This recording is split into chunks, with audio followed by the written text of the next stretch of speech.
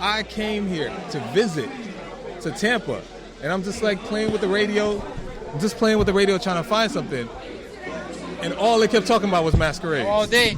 Oh, that's all they were talking. When I first moved down here, that's you know what I'm saying? True. With what is it? Mad Links, Little Lou. Yes, Links, yeah. Man, that's what it is. Yo, shout out to history. You guys just got a little heads up, a little inside. Huh?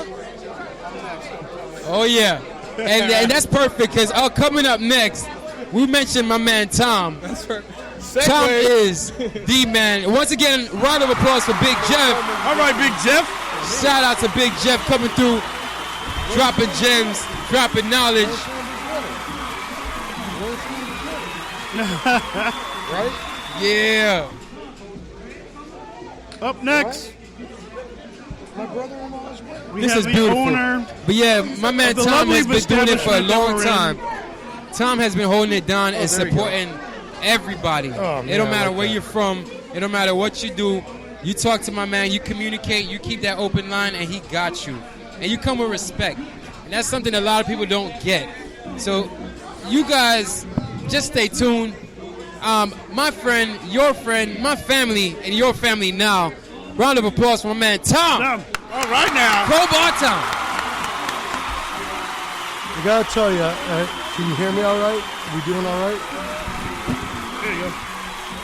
Can you hear me all right? It feels like home. There you go. Oh yeah. You know, I like what you guys are doing. You know, I myself and a couple of my buddies, we did a little podcast for a while called In Hot Water.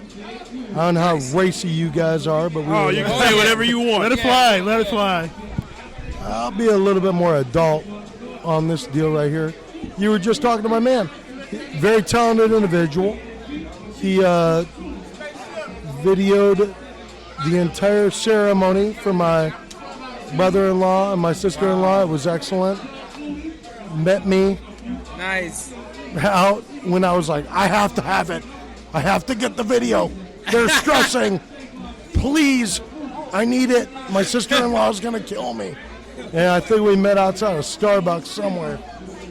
So there's straight props to that. What's up, guys? What are we talking about tonight? Oh, anything. Everything and anything. It's 11 years of the Cypher. We're just pretty much talking about everything that's been happening between those years. You know, from now and then, and what's coming in the future, and it's just a beautiful thing, man. Well, I gotta say, thank you for providing the environment for us to be able to do this. Oh, that's ridiculous.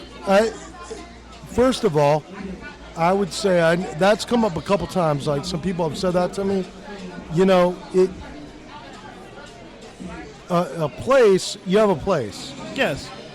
You can only be as successful as the talent around you. You know what I mean? I've been out here a long time, and there's always been a lot of talent out here, but I got to tell you, within the last few years, I really feel like I'm surrounded by a lot of people that want to eat. You know, a lot of talented people, a lot of people being aggressive, a lot of people looking to make a name. I don't know what the reasoning is behind that, but what I do know is I'm surrounded by entrepreneurs and people that are doing different things, people that aren't living inside of a box. Yes. You know, so You gotta be open. You gotta. That's one thing I gotta commend is that I didn't know really where to go when I started doing this. You know, when I decided, like, all right, you know, I want this to be something that I'm gonna really invest. I'm gonna have to decide. All right, am I gonna go anywhere, or am I gonna stay home to record a song and then go somewhere and showcase it? Sure. And to have a place where I could be like, okay, how do I learn this? And have a spot every day. Almost, it seemed like you had a different show. Every 2 days, there was whether it was a punk show, there was a rock show, it was hip hop, it was just DJs, or it was just an outside event. Because before ODS was like a nighttime thing, it was like an all day. It felt like an afternoon thing on a Sunday. You could come out, have your brunch or whatever it is, but it was cool. And once again, I think, I got here in 2001. Yes. I've been here so now that's what, 16 years? Yes. And when I look back on it, Masquerade closed in 2006. Yes. And then we opened in 2006. I guess I didn't wait very long. And that's 11 years later. If I look at the longevity of that entire situation, there was a point in time where there was a good amount of talented individuals in this area, but I don't know if it was at the level of what it's at now. No. And It was not. to sit there and I just think it all goes hand in hand. To sit there and try to do something, because you can have the building. If the building's empty, there's not much you're going to do about it, And True. I can remember the first few years we were open, working really, really hard to try to fill dates and to actually pay the rent. Yeah. These last few years, it's still, I don't want to say it's easy, but these last few years it's gotten Yes. a lot less More stressful. manageable. There's a lot of really talented people out here. Oh, yeah. Yes, I agree. Whether it be, I think it's artists. When you say artists, it's food artists, artists with paintings or Yes. murals, hip-hop artists, live bands. Everybody in this scene takes it very seriously. So when I say I'm surrounded by entrepreneurs, it's because everybody here is not trying to rely on next- anybody doing something for them. Yes. They're trying to make their own way. And Yes. that is pretty Yes. badass. Yeah. Yes, yes. Thank you. It's funny because some people that we've interviewed, they had to kind of remind us how long we've been doing this. And it's 2 years, and we didn't know who was gonna do it. It was just all right. It came. It's something we love doing, and we knew we would have to spend more than we get out of it in the beginning, but because we love it so much, It's an investment.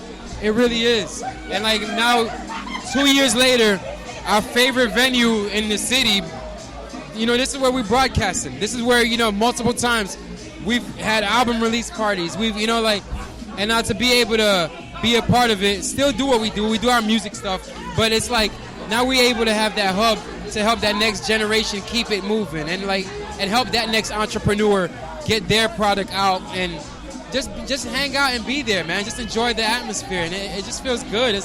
I don't need nothing from anybody out here. Nothing. Sure. And that's what I have fun with, and I feel that from you. You really whether it was a packed house or not, you're still hey. I think it was pretty good. I'm chilling. And that's the other thing. I want people to understand.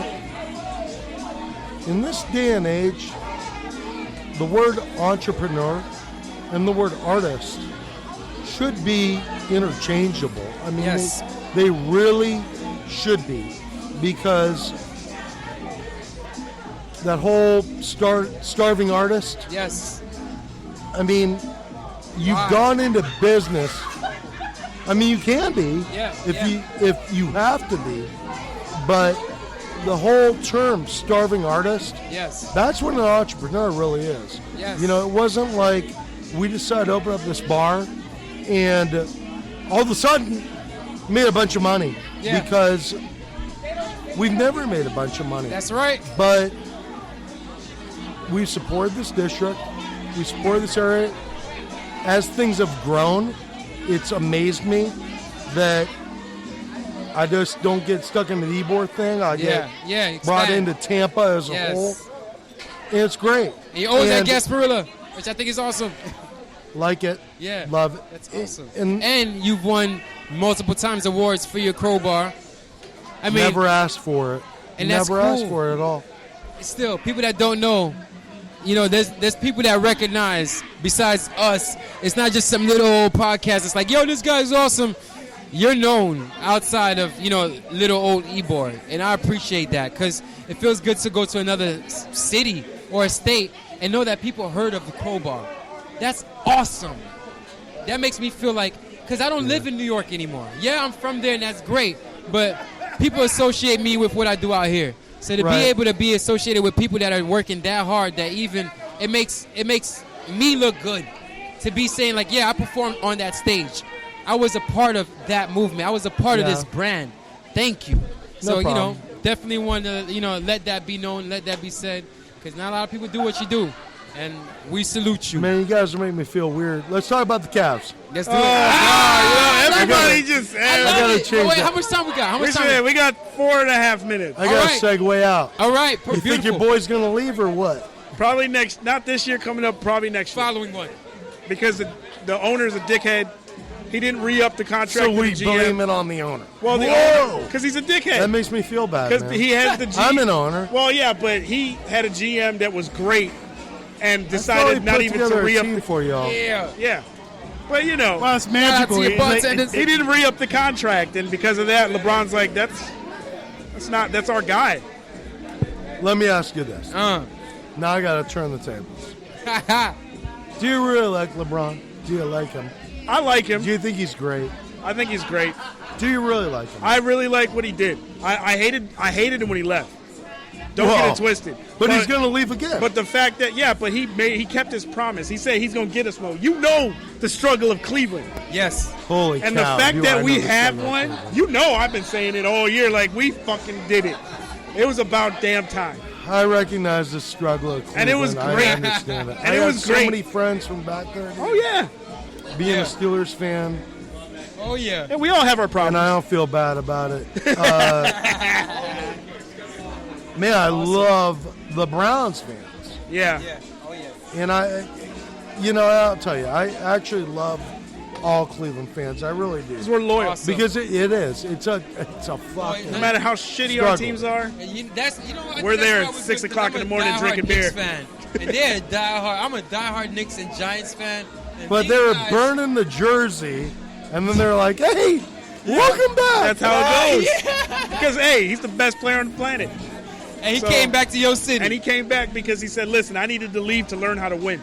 I don't want to spend too much time on this. I know. Nah, you're But good, man. Side note. But you're the finale of the show. But you're done. the last After guy. your interview, No, we're no. done. Now, but side note, because they lost, I lost the bet to J-Rock. I don't know if you heard about it. Yes. I'm going to get Milk and Flowered on July 1st. I hope you're there. I think that You would got to be get awesome. that plug in Oh, there. it's gonna. I hope you're there. It's Oh, gonna don't be I worry. cannot. Yeah, because it's on a Saturday, bro. It's Saturday. Yeah, he can't Saturday, do that. He Saturday got to too. watch the club. We have a sold out concert that Yeah, night. Oh, he can't yeah. do that, man. I will not plug it. Nah, yeah, he can't You're do that. plugging- No, I want you to come. You're a yeah. sadomasochist. You You're don't have- plugging. You don't have to plug it. Nah, I want you to show up just so you can laugh at me. nah. But I don't want to laugh. No, but That's what we the will point. plug is July 3rd. What's going down here? Yes. That's what we will plug. I don't want to get back to this LeBron James. Oh, my God. Yo, I love it. I love it. Yo, I'm gonna be out. Okay, Listen. bring it on. I'm gonna be out. I'm gonna let him have it. Blunt sessions. I love y'all. Listen, Keep tuning in. I gotta talk about this because I grew up with 90s basketball. Yes. I grew up that's everybody always says Jordan. Yeah. Everybody says Jordan. But I grew up with Jordan, Magic Johnson, Kareem Abdul-Jabbar, Larry Bird. The greats. The greats. And in my older years now, I am stuck with this continual conversation about LeBron James and Michael Jordan. Yeah. Now, I'm not an idiot. Believe me, I have a little bit of OCD. So I've tried to reference this in my head a million times over. And I look at it, I go, well, wait a second. We're in a different world now. And so I look at it, I go, they've softened up the rules. However, the social media on these guys, they're breaking these guys' balls so bad. Like, if Jordan would have been in this era, would he have even put up with that? Probably not. He probably would have just been like, he probably would have never even done an interview. Exactly. I don't think he would have quit the game, but he would have just been like, I'm never going to talk to you.